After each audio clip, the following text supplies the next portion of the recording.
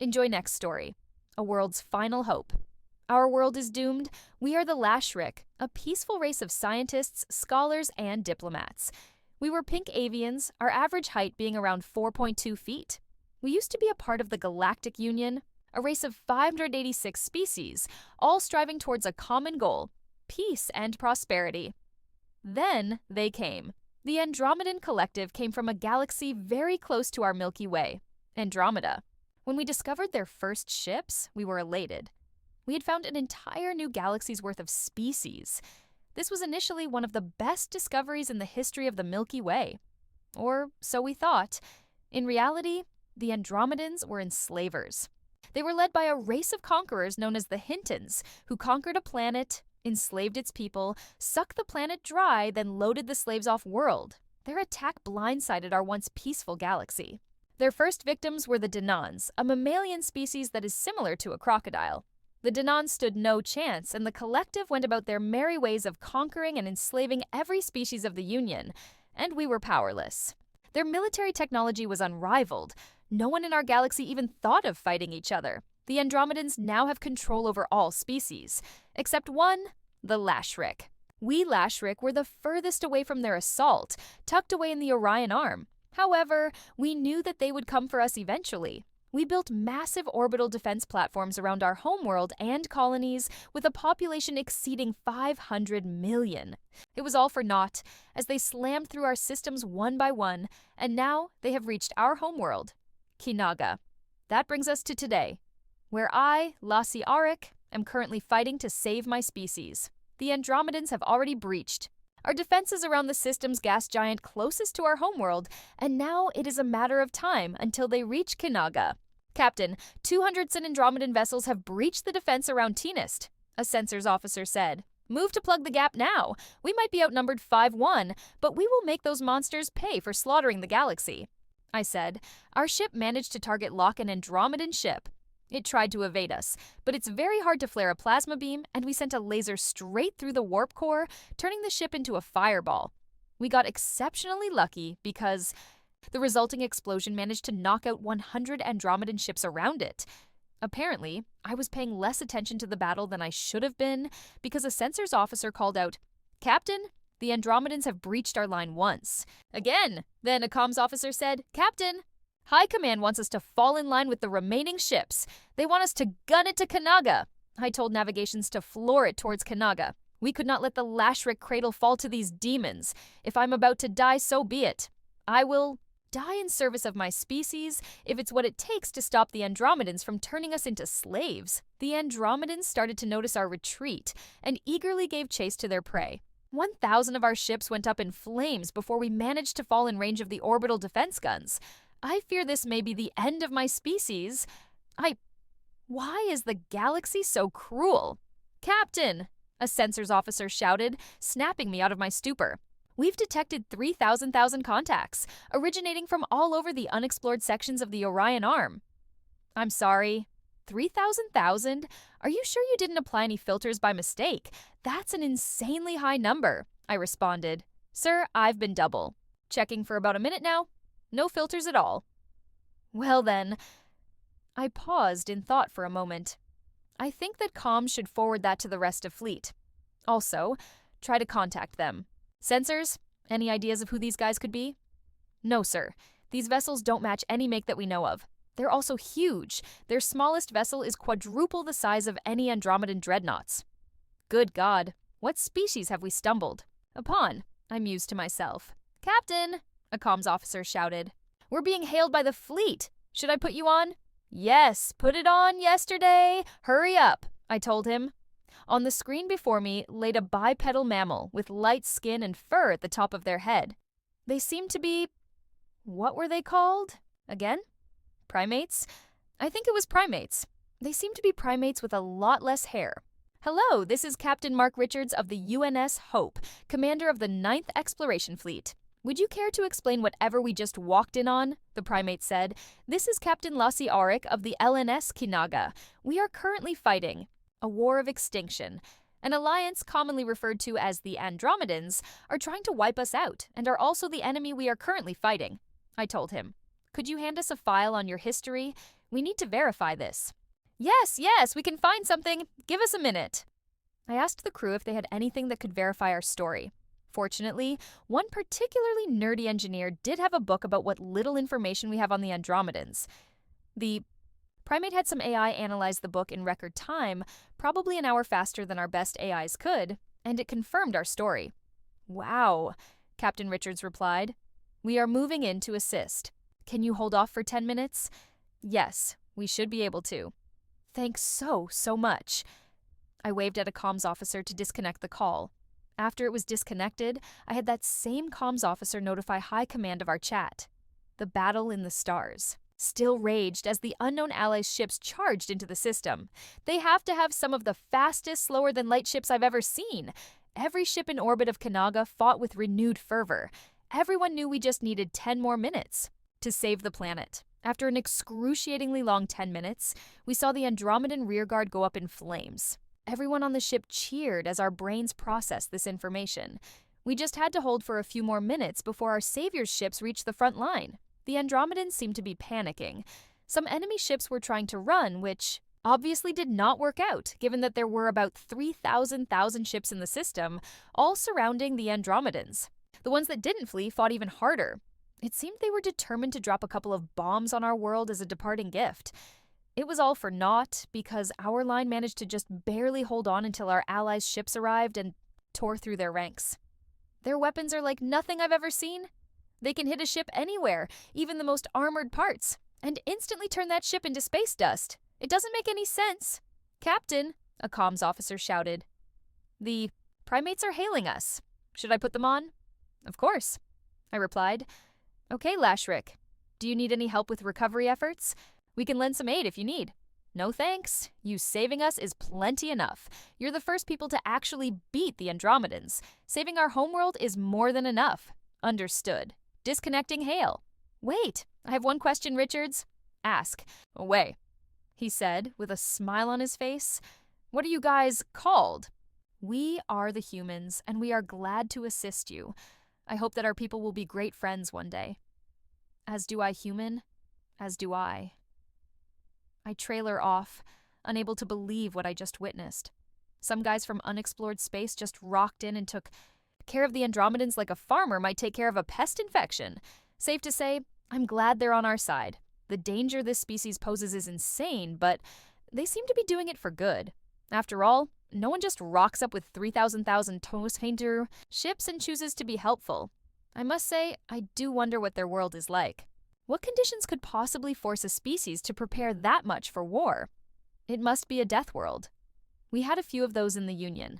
Even if they come from a death world, or just a normal paradise world, I am sure that it must have some unique quirk, similar to who the Clinarians used to have a world that was almost fully aquatic. I wonder how Richards and his crew live. Do they live lavishly? I'd hope so. They have such massive war machines, so I would hope they'd have such massive quality of life. Regardless of all that trivial stuff, one thing was certain. Our species can finally fight back against the Andromedans and actually win, and it is all thanks to the humans. Now it's end story, but enjoy next story. The Swarm. The Swarm had spread through the entire nebula, converting all materials in it into new nodes. Its spectra was unlike anything humanity had ever seen. No wonder the Astrogation Society had uttered, "That's strange," and notified the Navy. Preliminary analysis had calculated that the conversion process had taken over 1 billion years. Which was a good thing, as all scouting missions had shown its growth to have ended at the outskirts of the nebula. There were no indication that any neighboring systems had been or were in the process of being converted. Orders from Tau Cetar. Central had been clear on that. Analyze the phenomenon, assess its threat matrix, and, if required, contain or destroy. Basic catch-or-kill protocols. They had even authorized some extremely bleeding-edge hardware under the Canada Protocol. Admiral, Pierce didn't know what was more scary. A multi-light-year artificial swarm that seemed to be operating under set constraints, or that there was a black ops department so secret and advanced that they just shrugged and offered to destroy it. The only thing they knew about their special escort was that nothing they had could even scan their hull, even though the ship looked like a standard Kennedy-class frigate. Luckily, the swarm seemed to be in a dormant or housekeeping state. Still, He had nightmares about single swarm units slowly drifting through interstellar space and entering the core systems with no warning. Scans had shown no such instances. It had taken a month, but there was nothing bigger than a ball bearing that had been picked up for a light hour out. The nebula had a set boundary. Nothing moved out further from it, and anything drifting in seemed to eventually make contact with a swarm unit that promptly switched over to a resource utilization mode. It was all very slow, and deep scans had shown that there was a slow process of older units being broken down and their material used to construct new units. An accelerated simulation had shown a mesmerizing churn of units connecting with each other, regenerating, slowly moving through the nebula in waves, rebuilding and repairing itself for millions of years. The science team had muttered something about transcription errors and von Neumann cascades, but they were always spouting off. What mattered was that all findings had shown that the swarm was a stable, self-repairing system that had contained itself in this one particular nebula.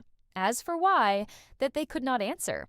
What was even stranger was that all probes and even scouting missions into the nebula was ignored. Either the swarm was much slower to respond than expected, or even more worrying, it had identified the ships and classified them as something other than a resource. One of the scouts had even gone so far as to pull a unit into its science bay under the watchful eye of the Special Escort. One thing Admiralty had confided in private to Pierce was that his fleet and the Special Escort would also be destroyed if they had to enact the Canada Protocol, which made sense in a chilling sort of way. There was a knock on the door. Enter Madame Petit, head of the research. Detachment marched in, extremely excited. Trailing behind her was the head of the artifact inspection team and a very sheepish young researcher he had never met. And to what do I owe this honor, madame? The next briefing is only at 1600 hours?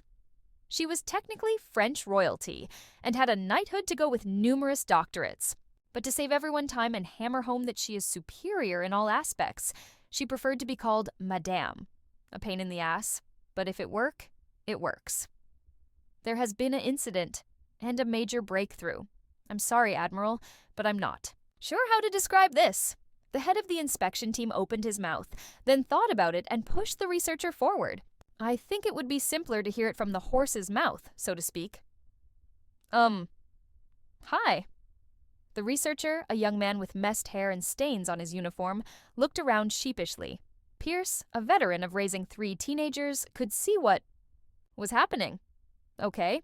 These two seem top have no idea what to tell me, which tells me it has happened fairly recently, and more importantly, that you are involved. Deep breath and tell me in small words. What did you do? Well, sir, we were busy analyzing the kludge when I noticed some short-range frequencies that were active from what looked like a phased array transmitter. The kludge? The swarm unit, sir. It looks a bit like some electronics that were just clumped together for a quick build. Just alien. Okay, and I started tracing it, and the patterns looked a lot like a type of communications protocol. So I reverse engineered it and discovered it was sending a handshake indicator. Small words, please. Explain handshake indicator? What is your name? Michael, sir. Basically. It was waiting for a signal back to connect and start receiving. And transmitting instructions. The head of the inspection team raised his hand. Baxter here, sir. He was only supposed to monitor the signals and report on them. Pierce stopped him. Let him talk, please, Michael swallowed. Well, sir, the protocols were quite straightforward. It was a case of form meets function. It didn't take too long to replicate a response, and once a port was open to start a session on it. A session? You started communicating with it? Well, sir, we have over 300 years of computer engineering records, as well as other samples from the aliens. We've contacted. I was able to access its operating system.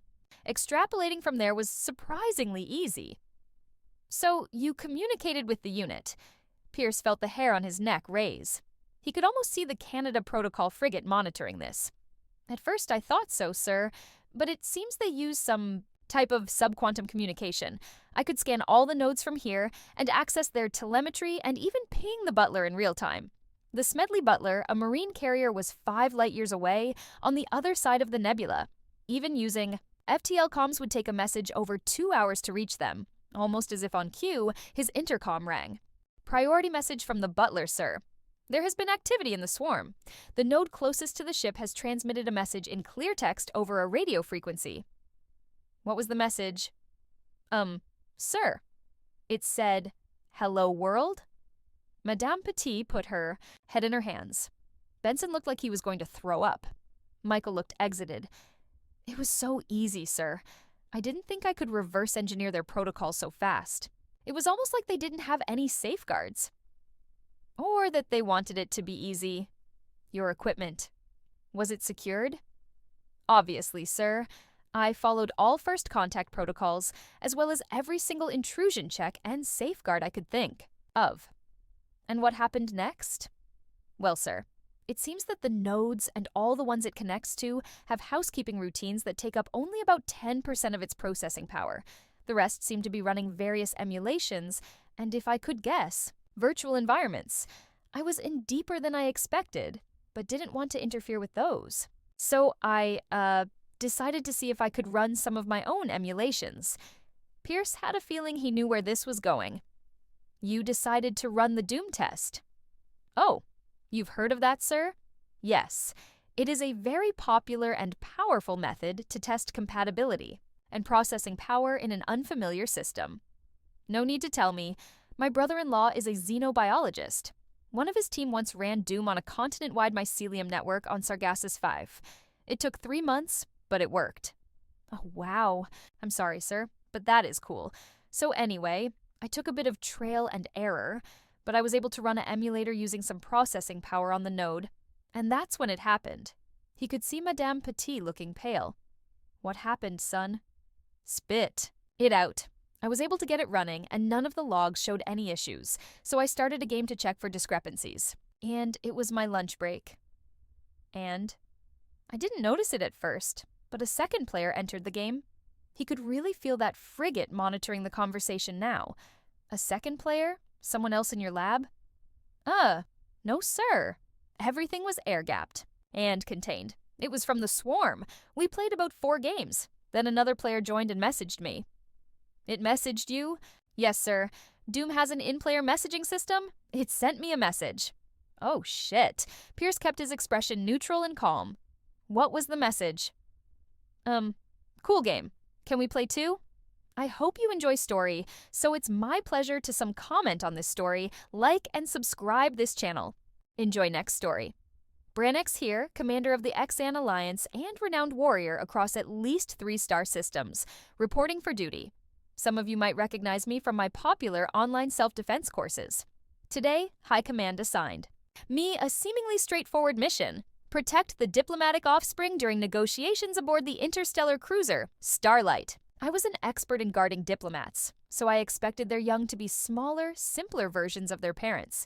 After all, human adults were soft, squishy beings who relied more on irrational persistence than claws or plasma cannons. How difficult could their children possibly be? I shall report back shortly. Commander's log, entry. To my misconception became apparent merely minutes into my assignment when a small, blonde-haired creature named Oliver, approximately 6 Earth cycles old, approached, its enormous eyes brimming with mischief. My name's Oliver, the tiny being announced boldly. Are you really an alien warrior? I straightened. Indeed, I am Branix, warrior commander of the Xan Alliance. Oliver grinned widely, revealing unsettlingly small teeth. Cool. Want to play tag? I paused, confused. Tag?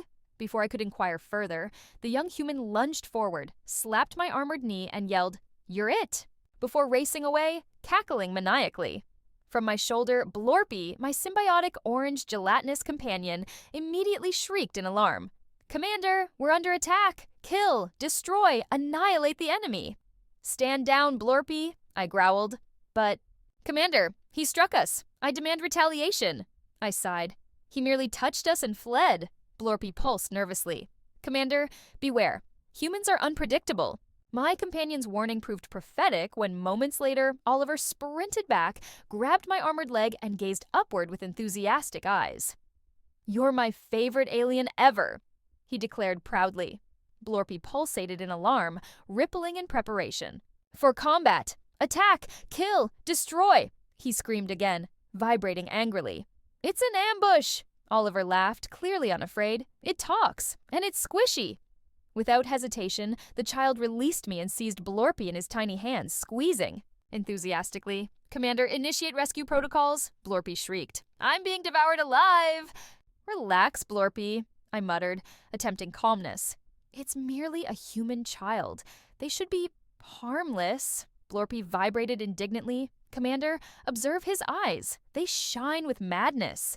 As Oliver laughed brightly, ignoring my symbiont's terrified protests while hugging him tighter, my frill plates shivered slightly. Perhaps Blorpy had a valid point. Commander's log.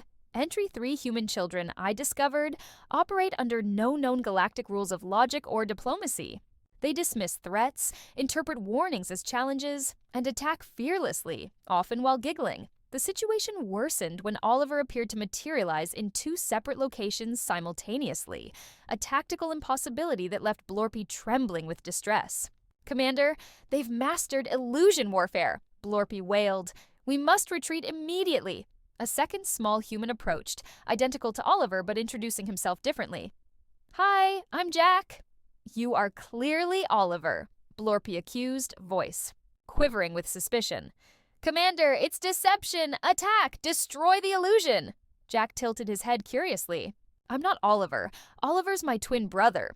"Twin?" Blorpy sputtered. "Commander, the humans are multiplying rapidly. It's biological warfare." I sighed, but before I could explain further, Oliver appeared beside Jack, both giggling and brandishing bright plastic weapons. "Surrender, evil aliens!" Oliver declared triumphantly. Blorpy screamed. "Commander, they're employing cloning technology. Activate maximum defenses. Attack, kill, destroy." "It's not cloning, Blorpy," I muttered, trying to explain. "I heard that some humans share the same generic material." "Impossible," Blorpy interrupted. "Prepare for obliteration." Blorpy's brave leap toward Jack ended abruptly when the child easily caught him midair. "Cool, I got him." "Commander, abandon." "Me," Blorpy whimpered dramatically. "Tell my spores I perished nobly in battle." I stepped forward, mandibles clicking sternly. "Small humans, cease hostilities immediately, or face my wrath." The children merely giggled, aiming plastic dart launchers. "Commander Branks is playing. He's the bad guy, and we're the heroes." Before I could respond, they launched a coordinated assault of plastic darts and glitter slime from their seemingly endless arsenal of weapons. My vision blurred, tactical sensors rendered useless by glittery goo, and my pride crumbled completely. Commander's log. Entry. 4. After our humiliating defeat, Blorpy and I retreated to a quiet corner to regroup. "Commander," Blorpy whispered urgently, entirely covered in shimmering glitter. "These children utilize unconventional warfare tactics. We must withdraw." I sighed, brushing slime from my gauntlets. "Perhaps this is some form of advanced biological weaponry?" "Undoubtedly," Blorpy agreed. "That Jack creature immobilized me instantly. His grip surpassed a Klexan constrictor vine." "We must alert high." "Command immediately," I conceded. Our strategic discussion halted when Oliver appeared clutching a colorful paper. "I made this for you, Commander Branix." He beamed proudly. Blorpy shivered. "Commander, this is another psychic attack." I inspected the drawing cautiously. It depicted Blorpy and myself heroically battling monstrous creatures beneath bright, smiling suns and hearts. "It is pleasant," I admitted. "Thank you, Oliver." Oliver embraced my leg again. "You're my best alien friend ever." My frill plates fluttered again. Friend? Was this how humans treated their friends? As Oliver scampered away, Blorpy murmured thoughtfully, "Commander, perhaps these children employ psychological tactics beyond our comprehension, just like their parents." I carefully folded the drawing and tucked it into my armor. "Perhaps, Blorpy, humans are indeed more cunning than we anticipated." Commander's log. Entry 5. The diplomatic mission finally concluded. Elderly diplomat Marcus Reed approached afterward, his eyes twinkling with amusement. "Commander Branks," Marcus began, "I see you've met the children." I clicked my mandibles irritably. "They are formidable adversaries," I admitted. Marcus laughed. "You handled them well. Trust me, I have 3 of those. Look, I have an idea. Perhaps sharing one of your adventures might calm them." Though skeptical, I saw no alternative, sat heavily on the floor, and began recounting tales of my valor. Surprisingly, the children fell silent and gathered around, eyes wide with fascination. And that is how I defeated the Brexian warlord on the plains of Gorso, I concluded dramatically. Coolest story ever, Jack shouted, earning enthusiastic nodding from Oliver. Blorpy whispered cautiously, Commander, be vigilant. They may be lulling us into complacency. Yet, against my instincts, their applause felt oddly gratifying. Commander's log, entry 6As we prepared to depart the Starlight, Oliver and Jack approached one final time. Will you visit us again? Oliver asked. I hesitated briefly before nodding. Perhaps I shall. Yay! They cheered in unison, identical smiles beaming brightly. Blorpy shivered nervously. Commander, surely you jest. We barely survived. I silenced him with a gentle pat, as Jack handed me another drawing labeled Brannix and Blorpy, best alien friends forever. Thank you, tiny humans, I said softly. I shall treasure this. Marcus approached, smiling warmly. Commander, we appreciate your service. I shall put in a good word for you. Back aboard our vessel, I contemplated quietly in my quarters. Blorpy, traumatized, still wobbled beside me. Commander, he asked tentatively, have we been defeated? I exhaled heavily and nodded. Taking my gear off one by one, Blorpy sighed dramatically. Next time, we must request reinforcements, multiple warriors, possibly orbital bombardment. I'm not sure that would help, I said, clutching the boy's drawing tightly. Commander? He asked hesitantly. Does this mean we're now friends with them? It seems so. Commander? Yes, Blorpy. I still find them terrifying. I smiled. As do I, Blorpy. As do I. Thus concluded my first, and certainly not last encounter with humanity's most cunning adversaries. Their children. Though my armor remains glitter-coated and dignity somewhat compromised, perhaps this apparent defeat was, in fact, a victory. Commander Brank's Exian Alliance signing off. I sighed, brushing slime from my gauntlets. Perhaps this is some form of advanced biological weaponry? Undoubtedly, Blorpy agreed. That Jack creature immobilized me instantly. His grip surpassed a Klexan constrictor vine. We must alert high. Command immediately, I conceded. Our strategic discussion halted when Oliver appeared, clutching a colorful paper. I made this for you, Commander Brannix. He beamed proudly. Blorpy shivered. Commander, this is another psychic attack, I inspected, the drawing cautiously. It depicted Blorpy and myself heroically battling monstrous creatures beneath bright, smiling suns and hearts. It is pleasant, I admitted. Thank you, Oliver. Oliver embraced my leg again. You're my best alien friend ever. My frill plates fluttered again. Friend? Was this how humans treated their friends? As Oliver scampered away, Blorpy murmured thoughtfully, Commander, perhaps these children employ psychological tactics beyond our comprehension, just like their parents. I carefully folded the drawing and tucked it into my armor. Perhaps, Blorpy, humans are indeed more cunning than we anticipated. Commander's log, entry 5. The diplomatic mission finally concluded. Elderly diplomat Marcus Reed approached afterward, his eyes twinkling with amusement. Commander Branks, Marcus began, I see you've met the children.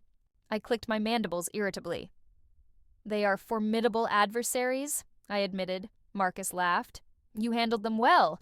Trust me, I have 3 of those. Look, I have an idea. Perhaps sharing one of your adventures might calm them. Though skeptical, I saw no alternative, sat heavily on the floor, and began recounting tales of my valor.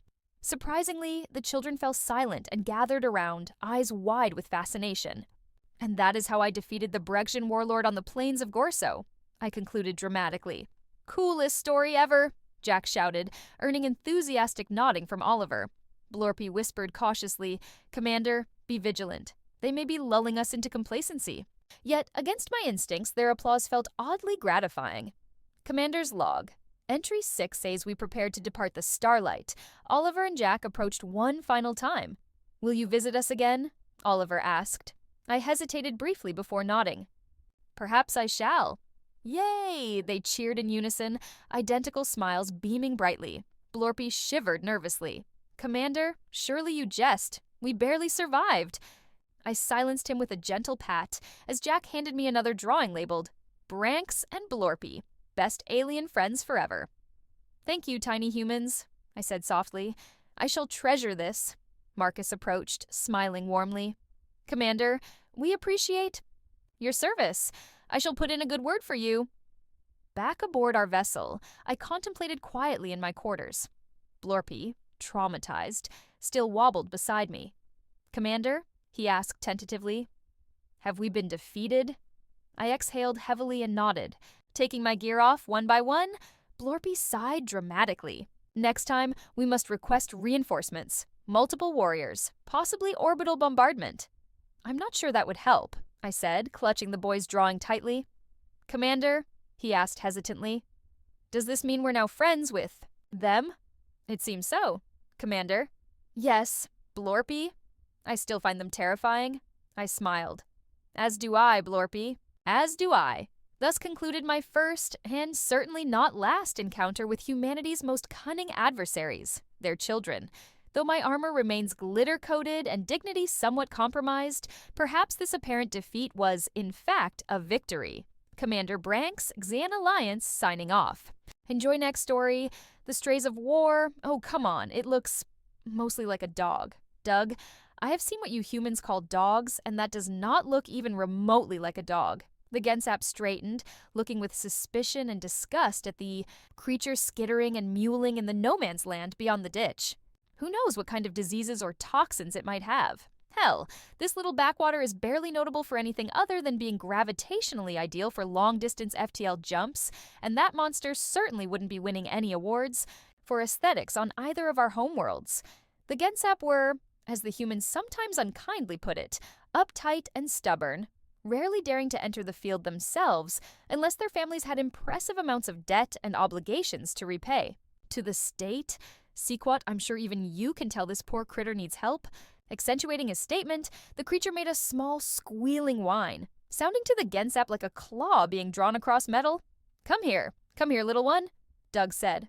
Sequat snorted with annoyance as the human mercenary held out a piece of ration stick toward the creature. Its body and furred eye stalks tilted upward, and it scuttled forward on 6 shaggy crab-like limbs, making a clicking coo before skidding back as there was the sound of a snapping branch. Immediately, Sequat and Doug's rifles were up, passing over the empty forest to find the source of the sound. Squinting, Doug saw the glint of dappled sunlight off an armored helmet and brought his rifle up, squaring on it and firing. In response, he received an inhuman screech of pain, and he mashed his radio communicator. Contact made. I repeat, contact made. 5 clicks east of the perimeter, at least 1 Morian. Target injured, unsure if neutralized. He received back a crisp and curt acknowledgement from the Gensap controller and cautiously approached where he had fired on. As Sequat covered him, he scanned the foliage for any trace of the enemy, but all he could see was a shimmering purple trail of blood leading back into the underbrush. Doug clucked his tongue. Looks like I just winged them. The alien made a sound of disappointment and shrugged, saying, At least it seems you sent them fleeing back to where they came from, gesturing toward the direction of the enemy lines the blood trail led to. I suppose, Doug said reluctantly. He still wasn't sure if the mercenary life was right for him in the long term. Humanity had found a lucrative niche in being guns for hire, typically hardy and able to eke out a stubborn existence on almost any world they were deployed to, renowned for excellent speed and marksmanship, as well as a surprisingly broad resistance to biological weapons and poisons. Even so, Doug had done a little research after finding out his assignment nearly 3 months ago, and it was his unspoken, private opinion that the Gensap and the Morians were simply being stubborn and stupid in refusing to come to any sort of peace talks. Still, he had some hope. He held out some hope that at some point he might be able to talk some sense into Sequat, seeing as the alien soldier's significant combat record held a surprising amount of sway among many of the Gensap leadership. When Doug looked up to try to find the creature that had first caught his attention, there was no sign of it. Seeing where his compatriot was looking, Sequat scoffed softly and said, All for the best, I wager. Next thing you know, you would have named the damn thing, and then we'd never be rid of it. Doug nodded sadly, but as he turned, a smile caught the corner of his lips. The piece of ration bar he'd thrown over was gone. The Gensap could be on us at any moment, Frederick. "As I told you before, sir," said the gangly human. "Fred. It's just Fred." We Morians do not appreciate these truncations you humans are so fond of. Nicknames are an inaccuracy and a weakness that will get you killed by some gensap lurking in the alien spun, screeching wildly as he pulled out his pulse pistol and fired. The plasma round obliterated a small boulder, and from behind it, there was a screech and scuttling, followed by a mewling whimper. "Looks like all you did was skill an innocent rock and spook the local wildlife," said Fred, holding up a hand for caution. He still had his rifle cautiously at the ready, but it was obvious, even in the poor lighting of early evening, that this was just indigenous fauna and not some sort of gensap saboteur. He was surprised that the commanding officer had even wished to accompany him on the field patrol in the first place. Fred and the other humans in his defense unit had grown up on Mars and had admittedly poor night vision without mechanical assistance, but it was apparently better than the Morians had. Commander Brid had been jumpy ever since they left the walls of their forward operating base, and the most life or activity Fred had seen all night, or indeed the entire week before, was nothing more than the occasional flitting creature flying overhead and small scuttles from fauna scurrying away underfoot. Speaking of which, he turned to the creature that had been mewling and whimpering, an odd shrieking noise that still conveyed agitation and uncertainty even across vast gulfs of biological differentiation from Martian-born human biology, and whatever the hell this was. Moving. Slowly, so as not to spook it further, Fred burrowed down in his pocket until he felt the edge of nub fruit. They tasted like someone's old wet gym socks had somehow found a way to infest the inside of a vaguely banana-scented apple, but evidently humans were the odd ones out. Many of the other alien mercenaries spoke quite highly of them, and stated that humans were the only ones they had met so far who found them anything less than tasty. There was even one of Fred's fellow Martians who said they tasted deliciously creamy and didn't seem to notice much of a gym sock flavor at all. He was either a lucky or unfortunate individual, depending on how one looked at it, and had received the lion's share of the fruit rations the entire unit had been afforded. Gently rolling the fruit over to the creature, Fred felt a moment of apprehension as the sound and movement caused the creature to suddenly scuttle backward, eliciting something between a strangled whimper and a gasp from the officer beside him. But Fred had been careful to put himself between the commander's itchy trigger finger and the poor creature ahead of it. The last thing he needed was for some fuzzy, unfortunate, whatever this was, to be blasted to kingdom come by a commander that Fred had mounting suspicions had only been awarded his station through sheer nepotism. He could feel his apprehension release as the creature took a cautious step forward, picked up the nub fruit, and turned to leap into the underbrush. The flurry of movement elicited another yelp of surprise, and a wild shot from the commander, but it had gone well and truly wide of its target. Still, that was 2 shots in as many minutes, and it was only a matter of time before one of the Gensap came to investigate. "I think we've hit the end of this leg of the patrol anyways," Fred said, turning to step back. As he started walking back, he still snuck a look over his shoulder, imagining the creature was sitting in the brush somewhere, eating the fruit with more gusto than he or any of his friends could manage. "Fuzzleg, Mr. Fuzzleg, where are you?" Behind Doug, Sequat sighed in exasperation. "A name? Really?" Doug claimed this was only his 3rd time being out to this stretch of the patrol route, but Sequat had his suspicions otherwise given how familiar the humans seemed to be acting. Sure enough, he took a step back in concern as some of the bushes rustled, raising his rifle, but Doug was already down on his knees, saying, "Oh, that's a good boy. Come here, boy." And in response, receiving a shrieking coo as a scuttling mass of fur and legs burst out of the leaves and crossed the short opening in the glade with a surprising amount of speed. The creature extended a long, thin proboscis and began wiping it across Doug's face. Doug chuckled, doing his best to wipe some sort of liquid it emitted off and saying, Now, no kisses? No kisses right now." Sequat stared in disbelief. For all the human knew, the creature was simply tasting him to determine if he was something that could be consumed. The Gensap had seen far smaller creatures inflict far greater damage on prey they were hunting, but the humans seemed oblivious to the threat, and scratched underneath the creature's mandibles as if interacting with a harmless domesticated pet. The scratching caused the monster to awkwardly tilt to one side, as 2 sets of legs began spasming, attempting to itch the area being scratched. The eyes on the end of its stalks half closed as the creature let out a keening series of rapid-pitched yips. "Oh, I think he likes it," said Doug, chuckling and pulling out a ration bar. Sequat sighed.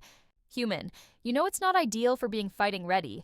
If you continue to withhold vital nutrients for yourself to feed this..." The alien paused for a long moment, searching for a suitable word that was not reflexively or instinctively insulting. "Creature," he finally settled on. Those nub-flavored ration sticks are almost impossible to eat anyway." Doug chuckled, offering it toward the alien soldier, who accepted it with a confused look. Taking a bite, he said in a muffled voice, through his set of double jaws, busy chewing the ration bar, "I don't see why you humans are so opposed to these. The flavor is really quite pleasant." Doug merely gagged, only partially acted out, as the scent of the ration bar wafted over. But when he offered another to the creature, it made a crooning noise and quickly tore apart and swallowed the ration bar. "I'm still not convinced this is a wise idea, human," Sequat said. "It is unclear if the Morians are nearby. They may even now be waiting in ambush, with this creature as the bait." Doug chuckled. "You folks don't seem to care much for whatever's native to these rocks we're fighting over, so I don't think there's much risk of that." He straightened, stretching as the crab-like creature scuttled in a little circle around his legs, peeping happily and play-fighting with one of Doug's dangling webbing straps on his calf. He smiled, but then made a gentle shooing motion toward the creature. The creature had been quite thrilled and was reluctant to leave them alone, but eventually it turned and ran back toward the underbrush, pausing only to take one last look back, over its shoulder toward the human before disappearing into a hollow between some fallen logs. Sequat strongly suspected that, given the human's passion for the disconcerting creature, this likely would not be the last they saw of it. Fred gently tossed an object up in his hands, catching it, a deft show of skill he didn't mind showing off in front of his commanding officer. The Morians, while keen of eyesight and, with exceptions like his commanding officer, typically quick of wit as well, still lacked the hand-eye coordination that humans possessed. This allowed him to show off slightly, tossing and catching the item with a metallic clink as his eyes scanned the bushes. Commander Brid let out a muted shriek of concern. "Frederick, do you wish to alert every Gensap within the sector that we are here?" Fred was quite sure that any Gensap were dozens, if not hundreds, of clicks away, as the last report of any encounter with them in this region had been weeks and weeks earlier. But he also knew deference was still required to his superior. "Officer." So, putting on a firm and obedient smile, he nodded and said, "As you perceive, Commander." Evidently, the slightly backhanded agreement did not go unperceived, and he caught the alien officer muttering something about blasted clones under his breath. That rankled a little, but Frederick knew it was far from uncommon. He, along with most of the rest of his brigade, had volunteered as clonal troopers, their memories flash-preserved at the beginning of every evening rest. With sufficient cell, stock, and spawning tanks, nearly half their units' numbers could be regrown in a matter of weeks should they suffer severe casualties. It was a convenient way to preserve combat experience, but Frederick had to admit it played merry hell with long-term memories, particularly those related to skills and events unrelated to combat. Of course, he was pretty sure the begrudging, barely tenable acceptance of command authority and authority in general was just his own personal preference. But the irregularities caused by flash imprinting provided a convenient scapegoat. Holding the object, he jingled it slightly and called out, "I've got something for you, bud." The Malorian tilted his head quizzically. "What is that, Frederick? Is that what you were trading with the weaponsmith for earlier?" "It's Fred, sir," said Fred with more than a little hint of annoyance. "And yes, I didn't have access to a welding torch to cut the shape and burn in the lettering I needed, so I had to barter a little for it." He held up the old strap part of some unused webbing from his satchel and a glimmering tag on it that read in rough lettering, Pudgepot. It was a name echoing a vague recollection of what they had called a slobbery, blunt-faced dog he'd had as a kid. So many decades and lifetimes. Agro the alien officer scoffed. The lack of access was by design. Humans were not seen as especially trustworthy when it came to matters such as the use of crafting and engineering equipment. More than one story had circulated about human mercenaries, flash-cloned or otherwise, using what seemed like simple construction tools to create abominations that sometimes bordered on the verge of war crimes. "This object you've created is for this wild creature?" he asked hesitantly. "I thought this was not typically something." given except to domesticated companion animals. Oh, well, typically, I suppose, said Frederick. A few fuzzy, incomplete memories trickled in. Visiting a friend's house, playing on the red sand dunes with his pet iguana, the name tag glittering in the low sun. I suppose it depends on what your definition of domesticated is. The human let out a low whistle, and a few moments after a nearby bush rustled. Fred grabbed the commander's arm, stopping him from instinctively raising and firing as he had done several times before. This time, the commander made a frustrated noise but said nothing, simply glaring at what might otherwise have been seen as unacceptable impertinence. But at this point, Commander Brid had begun to begrudgingly admit that the human might be slightly better aware of when to discharge a weapon and when to conserve ammunition. Fred whistled twice more, much lower this time. Bursting out of the tree line came a ball of fur and legs, skittering on an unexpectedly slippery patch of fallen leaves before righting itself and running over. Its proboscis flicked over Fred's, face combing through his beard and threatening to go up his nostrils. Whoa, down boy, down. The creature stopped and hunkered down, its abdomen wiggling excitedly in lieu of a tail. The Morian commander had long since stopped being surprised by the oddness of both the creature and the human who had seemingly adopted it. But Fred paused, and in a hesitant voice said, "Sit." Sure enough, the creature sharply thumped its rump on the ground, still wiggling excitedly and scooching a little bare patch of earth in the fallen leaves. I don't suppose roll over works at this point, Fred mused. The creature let out a whimpering shriek and tilted awkwardly onto one side. From there, gravity took over, and it toppled all the way over, only to immediately start whining as it struggled futilely, legs wiggling in the air, unable to right itself. As Fred ran over to help, the creature shrieked in excitement and promptly stuck its proboscis up his other nostril. Huh, Fred managed distantly as he freed his nozzums. I don't think I taught you that one. Whatever do you mean, human? The Morian commander asked suspiciously. Are you telling me your psychic powers of animal control have failed you? Psychic what now?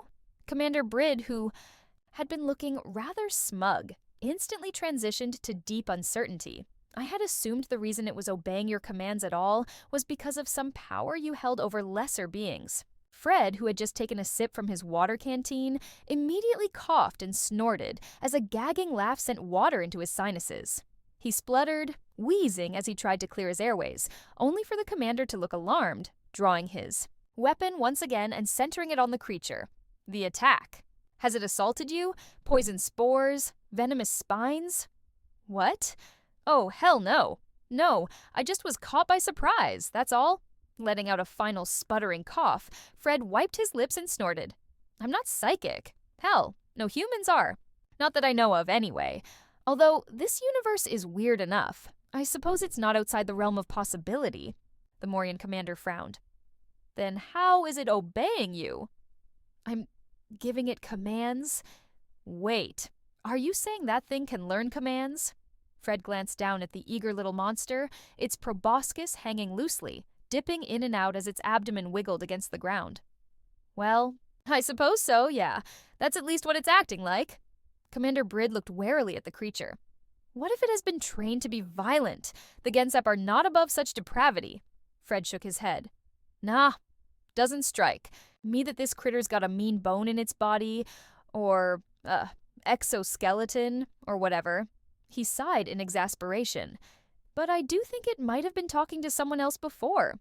He turned to his commander. The thing is friendly, as all get out. Did you want to give it a pet?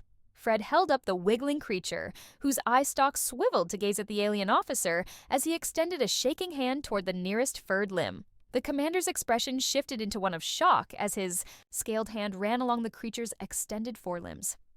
By the three, it's soft. Softer than I would have ever imagined. The creature, ecstatic about the attention, wiggled so fast that the Morian briefly worried it might spontaneously disassemble itself. But then suddenly, it froze. Its head craned back toward the bushes before it abruptly struggled free of Fred's arms and bounded into the underbrush. Fred had just managed to clip the collar and tag he had made around the creature's thorax. When it wiggled loose, he took a few half-hearted steps to stop it, but then sighed and let out a chuckle. See something else you want to take a look at, then? Do you suppose it could be the enemy? The commander asked, voice tense. The Gensap have begun to increase their offenses. Fred gave a reassuring smile. The risk of that? Slim, sir. What the hell would any of the Gensap's forces be doing way the hell out here? Remind me, why are we all the way out here? Again? Doug, standing nearby, grinned. Well, I'm getting redeployed tomorrow, so I wanted to have at least one last chance to give Fuzzlegs some love. And he hefted a satchel, which rustled with a sound of wrappers. A treat or two. Sequat's oral discs twitched at the noise. That certainly sounds like more than one or two. Before Doug could respond, a distant rustle sounded from the bushes. A twig snapped. The warrior's hand went to his pulse rifle, though he didn't raise it yet. And then, sure enough, with a crash of snapping twigs and pushed leaves, the monster bounded forward. Doug, however, immediately noticed something off. He crouched and began checking the creature carefully. What's the matter? The alien asked. Well, Doug frowned. Fuzzlegs got a collar now.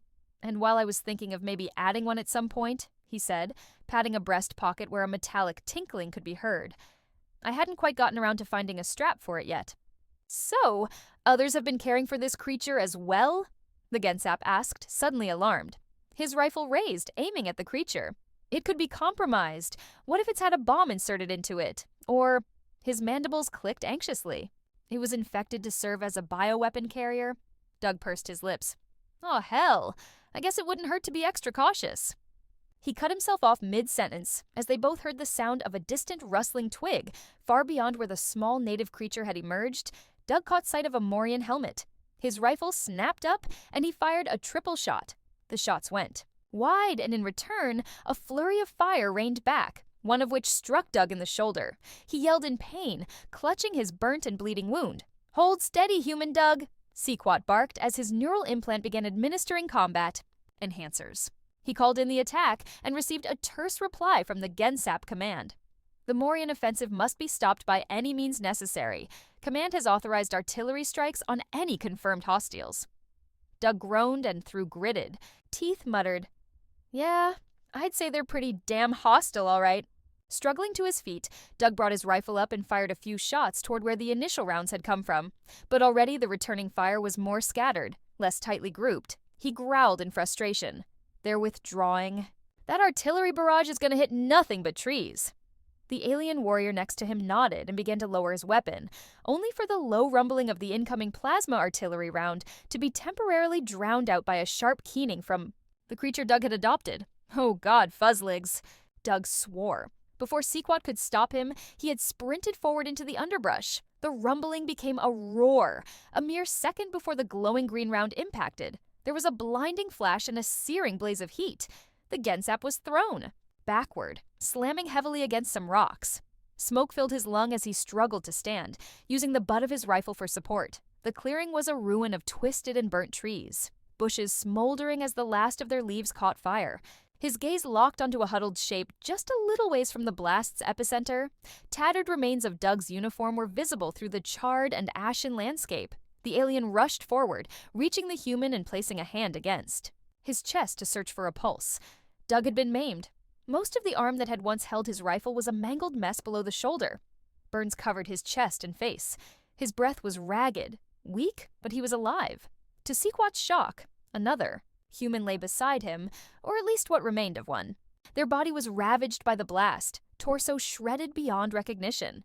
What was left of their sundered helmet bore the insignia of the Morian forces.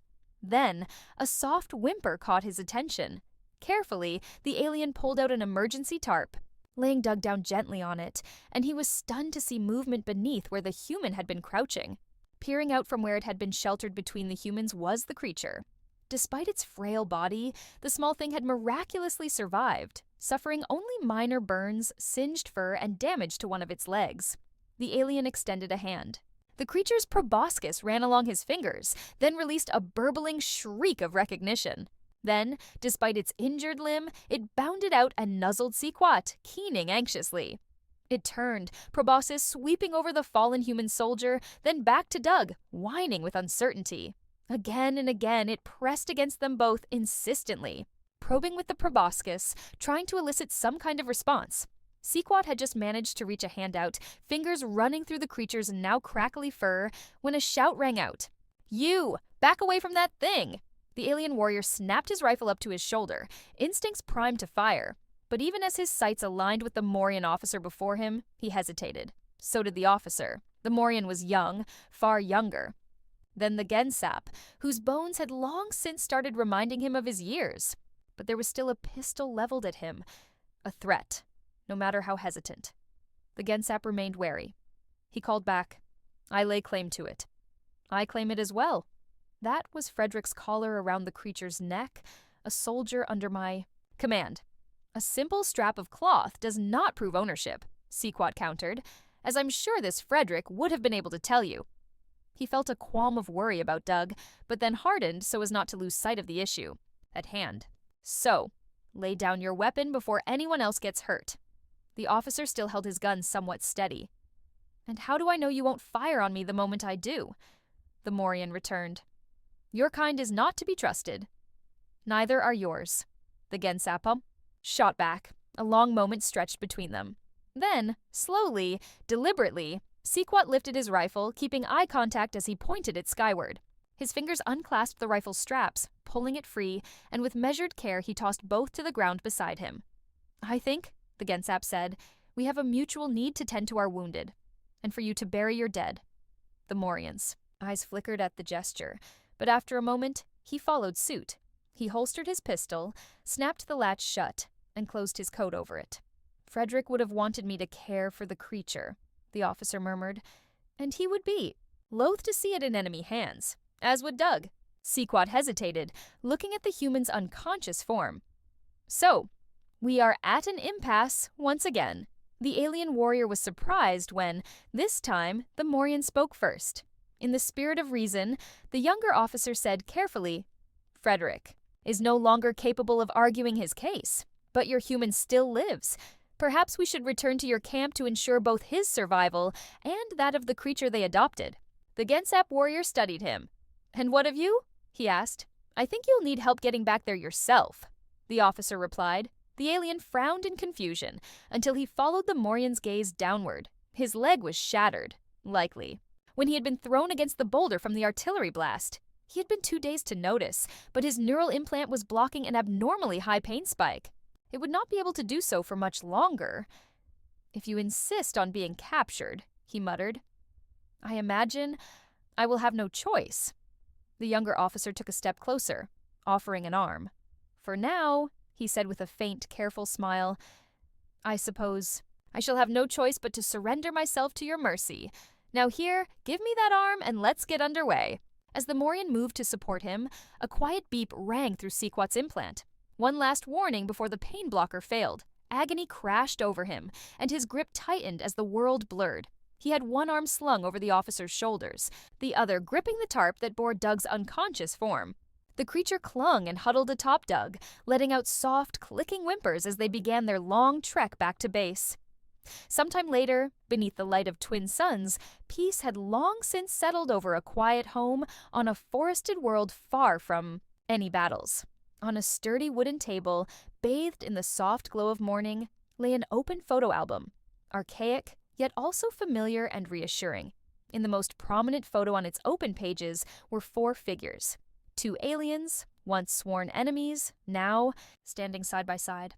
A human, still bearing bandages, his injuries fading beneath carefully grafted healing nodules, and a fresh-faced, bald clone soldier, his expression one of cautious confusion, as if still coming to terms with the circumstances that had led them here, but happy, undeniably so, and a small, furred, multiple-limbed creature, cradled in a group embrace by the others.